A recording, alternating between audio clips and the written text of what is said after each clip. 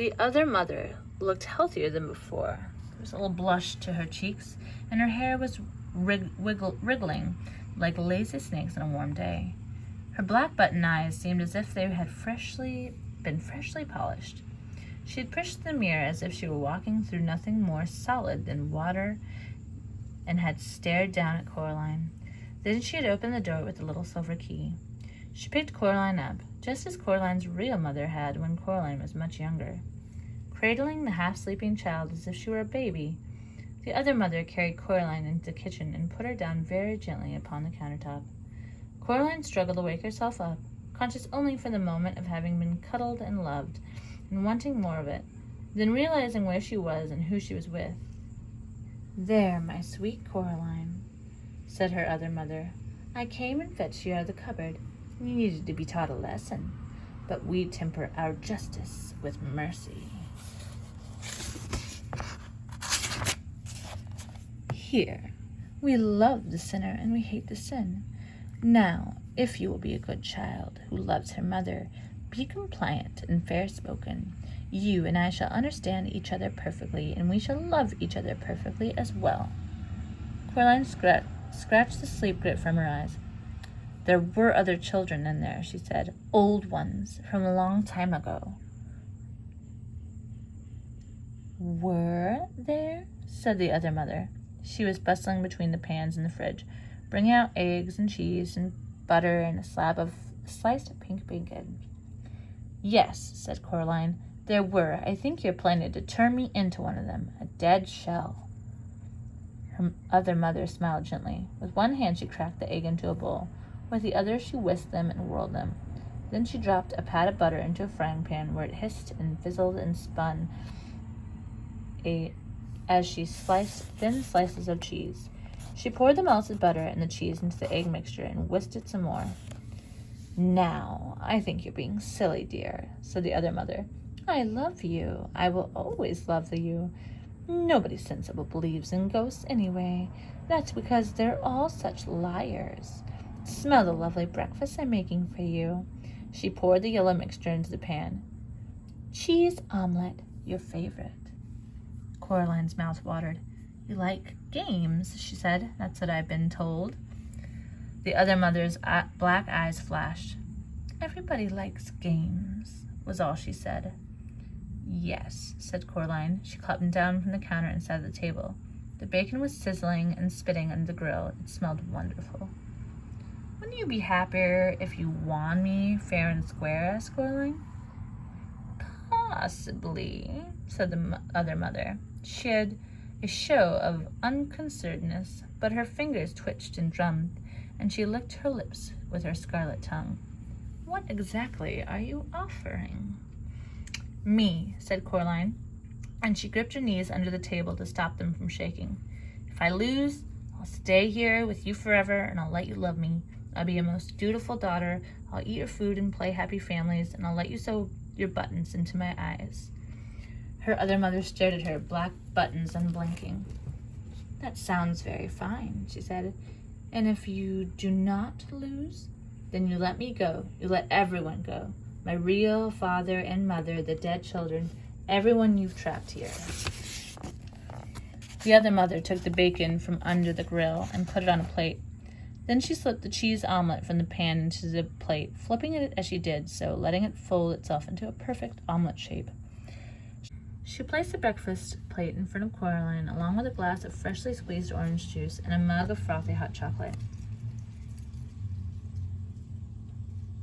"Yes," she said, "I think I like this game, but what kind of game shall it be? A riddle game, a test of knowledge or of skill?"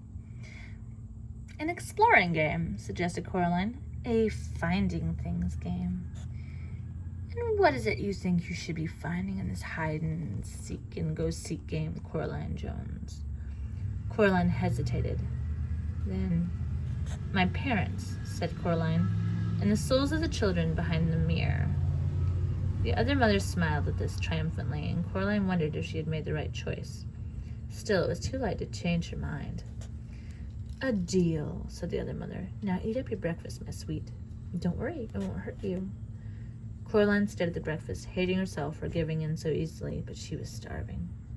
"How do I know you'll keep your word?" asked Coraline. "I swear it," said the other mother. "I swear it on my own mother's grave." "Does she have a grave?" asked Coraline.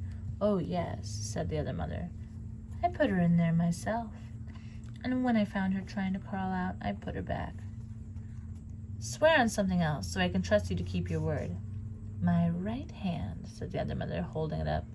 She waggled the long finger slowly, displaying the claw-like nails. "I swear on that." Coraline shrugged. "Okay," she said, "it's a deal." She ate the breakfast, trying not to wolf it down. She was hungrier than she had thought. As she ate, her other mother stared at her. It was hard to read expressions into those black button eyes, but Coraline thought that her other mother looked hungry too. She drank the orange juice, but even though she knew she would like it, she could not bring herself to taste the hot chocolate. "Where should I start looking?" asked Coraline. "Where you wish," said the other mother, as if she did not care at all. Coraline looked at her, and Coraline thought hard. There was no point, she decided, in exploring the garden and the grounds. They didn't exist, they weren't real. There was no abandoned tennis court in the other mother's world, no bottomless well. All that was real was the house itself. She looked around the kitchen. She opened the oven, peered in the freezer, poked the salad compartment of the fridge. The other mother followed her about, looking at Coraline with a smirk, always hovering at the edge of her lips. "How big are souls, anyway?" asked Coraline. The other mother sat down at the kitchen table and leaned back against the wall, saying nothing. She picked at her teeth with a long, crimson, varnished fingernail. Then she tapped the finger gently, tap, tap, tap, against the polished black surface of her black button eyes. "Fine," said Coraline. "Don't tell me. I don't care. It doesn't matter if you help me or not. Everyone knows that a soul is the same size as a beach ball." She was hoping the mother would say something like, "Nonsense, they're the size of a ripe onion or suitcases or grandfather clocks." But the other mother simply smiled, and the tap-tap-tapping of her fingernails against her eyes was as steady and relentless as a drip of water droplets from the faucet into the sink. And then Coraline realized it was simply the noise of the water, and she was alone in the room. Coraline shivered. She preferred the other mother to have a location. If she were nowhere, then she could be anywhere. And after all, it is always easier to be afraid of something you cannot see. She put her hands into her pockets and her fingers closed around the reassuring shape of the stone with the hole in it. She pulled it out of her pocket, held it in front of her as if she were holding a gun, and walked out into the hallway. There was no sound but the tap-tap of the water dripping into the metal sink. She glanced at the mirror at the end of the hall. For a moment it clouded over, and it seemed to her that faces swam in the glass, indistinct and shapeless, and then the faces were gone, and there was nothing in the mirror but a girl who was small for her age, holding something that glowed gently, like a green coal. Coraline looked down at her hand, surprised. It was just a stone with a hole in it, a nondescript brown pebble. Then she looked back into the mirror, where the stone glimmered like an emerald. A trail of green fire blew from the pebble in the mirror and drifted toward Coraline's bedroom. Said Coraline. She walked into the bedroom. The toys fluttered excitedly as she walked in, as if they were pleased to see her, and a little tank rolled out of the box to greet her, its tread rolling over several other toys. It fell from the toy box onto the floor, tipping as it fell, and it lay on the carpet like a beetle on its back, grumbling and gritting its tread before Coraline picked it up and turned it over. The tank fled under the bed in embarrassment. Coraline looked around the room. She looked in the cupboards and in the drawers. Then she picked up one end of the toy box and tipped all the toys onto the carpets, where they grumbled and stretched and wiggled awkwardly, free of each other. A gray marble rolled across the floor and clicked against the wall. None of the toys looked particularly soul-like, she thought. She picked up and examined a silver charm bracelet from which hung tiny animal charms that chased each other around the perimeter of the bracelet, the fox never catching the rabbit, the bear never gaining on the fox. Coraline opened her hand and looked at the stone with the hole in it, hoping for a clue but not finding one. Most of the toys that had been in the toy box had now crawled away to hide under the bed, and the few toys that were left, a green plastic soldier, the glass marble, a vivid pink yo-yo, and such, were the kind of things you would find in the bottom of toy boxes in the real world. Forgotten objects, abandoned and unloved. She was about to leave and look elsewhere, and then she remembered a voice in the darkness, a gentle, whispering voice. And what had Hal told her to do? She raised a stone with a hole in it and held it in front of her right eye. She closed her left eye and looked at the room through the hole in it, and the stone. Through the stone, the world was gray and colorless like a pencil drawing. Everything in it was gray. No, not quite everything. Something glinted on the floor, something the color of an ember in a nursery fireplace, the color of scarlet and orange tulip nodding in the May sun. Coraline reached out her left hand, scared that if she took her eye off of it, it would vanish, and she fumbled for the burning thing. Her finger closed about something smooth and cool. She snatched it up and lowered the stone with the hole of it in it from her eye and looked down. The gray glass marble from the bottom of the toy box sat dully in the pink palm of her hand. She raised the stone to her eye once more and looked through it in the marble. Once again the marble burned and flickered with a red fire. A voice whispered in her mind, "Indeed, lady, it comes to me that I certainly was a boy. Now I do think on it. Oh, but you must hurry. There are 2 of us still to find, and the beldam is already angry with you uncovering me." If I'm going to do this, thought Coraline, I'm not going to do it in her clothes. She changed back into her pajamas and her dressing gown, and her slippers, leaving the gray sweater and the black jeans neatly folded up on the bed, the orange boots on the floor of the toy box. She put the marble into her dressing gown pocket and walked out into the hall. Something stung her face and hands like sand blowing on a beach on a windy day. She had covered her eyes and pushed forward. Sand stings got worse, and it got harder and harder to walk, as if she were pushing into the wind on a particularly blustery day. It was a vicious wind and a cold one. She took a step backwards, the way she had come. "Oh, keep going," whispered a ghost voice in her ear, "for the beldam is angry." She stepped forward in the hallway into another gust of wind, which stung her cheeks and face with invisible sand, sharp as needles, sharp as glass. "Play fair!" shouted Coraline into the wind. There was no reply, but the wind whipped about her one more time, petulantly, and then dropped away and was gone. As she passed the kitchen, Coraline could hear in the sudden silence the drip, drip of the water from the leaking tap, or perhaps the other mother's long fingernails, tapping impatiently against the table. Coraline resisted the urge to look. In a couple of strides, she reached the front door and she walked outside. Coraline went down the steps and around the house until she reached the other Miss Spink and Miss Forcible's flat. The lamps around the door were flickering on and off almost randomly now, spelling out no words that Coraline could understand. The door was closed. She was afraid it was locked, and she pushed on it with all her strength. First it stuck, then suddenly it gave, and with a jerk, Coraline stumbled into the dark room beyond. Coraline closed one hand around the stone with the hole in it and walked forward into blackness. She expected to find a curtained anteroom, but there was nothing there. The room was dark. The theater was empty. She moved ahead cautiously. Something rustled above her.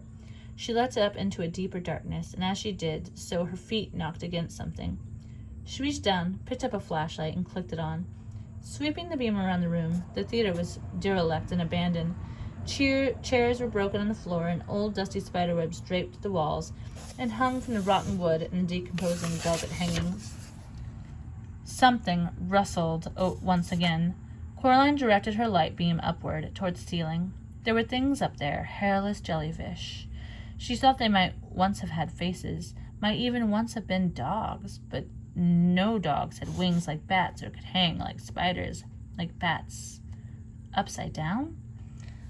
The light startled the creatures, and one of them took to the air, its wings whirring heavily through the dust. Coraline ducked as it swooped close to her. It came to rest on a far wall, and it began to clamber upside down back up to the nest of the dog bats upon the ceiling. Coraline raised the stone to her eye, and she scanned the room through it, looking for something that glowed or glinted, a telltale sign that somewhere in this room was another hidden soul. She ran the beam of the flashlight about the room as she searched, the thick dust in the air making the light beam seem almost solid. There was something up on the back wall behind the ruined stage. It was grayish-white, twice the size of Coraline herself, and it was stuck to the back wall like a slug. Coraline took a deep breath. "I'm not afraid," she told herself. "I'm not." She did not believe herself, but she scrambled up onto the old stage, fingers sticking into the rotting wood as she pulled herself up. As she got close to the thing on the wall, she saw that it was some kind of a sack, like a spider's egg case. It twitched in the light beam. Inside the sack was something that looked like a person, but a person with 2 heads, with twice as many arms and legs as it should have. The creature in the sack seemed horribly unformed and unfinished, as if 2 plasticine people had been warmed and rolled together, squished and pressed into one thing. Coraline hesitated. She did not want to approach the thing. The dog bats dropped one by one from the ceiling and began to circle the room, coming close to her but never touching her. "Perhaps there are no souls hidden in here," she thought. "Perhaps I can just leave and go somewhere else." She took a last look through the hole in the stone. The abandoned theater was still a bleak gray, but now there was a brown glow as rich and bright as polished cherry wood coming from inside the sack. Whatever was glowing was being held in one of the hands of the thing on the wall. Coraline walked slowly across the damp stage, trying to make as little noise as she could, afraid that if she disturbed the thing in the sack, it would open its eyes and see her, and then... But there was nothing that she could think of as scary as having it look at her. Her heart pounded into her chest. She took another step forward. She had never been so scared, but still she walked forward until she reached the sack. Then she pushed her hand into the sticky, clinging whiteness of the stuff on the wall. It crackled softly like a tiny fire. As she pushed in, it clung to her skin and clothes like a spider web clings, like white cotton candy. She pushed her hand into it, and she reached upward until she touched a cold hand, which she could feel closed around another glass marble. The creature's skin felt slippery, as if it had been covered in jelly. Coraline tugged at the marble. At first nothing happened. It was held tight in the creature's grasp. Then, one by one, the fingers loosened their grip, and the marble slipped into her hand. She pulled her arm back through the sticky webbing, relieved that the thing's eyes had not opened. She shone the light on its faces. They resembled, she decided, the younger versions of Miss Fink and Miss Forcible, but twisted and squeezed together like 2 lumps of wax that had melted and melded together into one ghastly thing. Without warning, one of the creature's hands made a grab for Coraline's arm. Its fingernails scraped her skin, but it was too slippery to grip. Coraline pulled away successfully, and then the eyes opened, 4 black buttons glinting and staring down at her, and the two voices that sounded like no voice that Coraline had ever heard began to speak to her. One of them wailed and whispered, the other buzzed like a fat and angry blue bottle at a window pane. But the voices said as one person, "Thief! Give it back! Stop, thief!" The air became alive with dog bats. Coraline began to back away. She realized then that terrifying though the thing on the wall that had once been the other Mrs. Fink and Forcible was, it was attached to the wall by its web, encased in its cocoon. It could not follow her. The dog bats flapped and fluttered about her, but they did nothing to hurt Coraline. She climbed down from the stage, shone the flashlight about the old theater, looking for the way out. "Flee, miss," wailed the girl's voice in her head. "Flee now. You have 2 of us. Flee this place while your blood still flows." Coraline dropped the marble into her pocket beside the other. She spotted the door, ran to it, pulled on it until it opened.